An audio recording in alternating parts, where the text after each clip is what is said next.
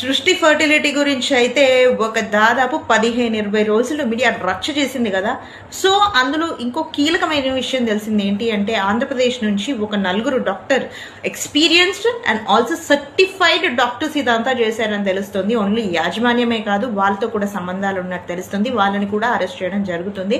Already ఒక తండ్రి సృష్టిలో జరుగుతున్న అవకతవకలన్నీ చూసి డిఎన్ఏ చేయించడం వల్ల ఇదంతా బయటపడింది అనమాట. అయితే అడ్డా కూలీలు, బిచ్చగత్తలు వాళ్ళ దగ్గర నుంచి తక్కువలో, వందల్లో, వేలల్లో వీర్యము, ఎగ్స్ కలెక్ట్ చేసి లక్షల్లో అమ్ముకోవడం జరుగుతుంది. ఐవీఎఫ్ సెంటర్ని నమ్మొద్దు, న్యాచురల్ ప్రెగ్నెన్సీకే వెళ్ళండి అన్న దానికి ఇదొక main example. So think once.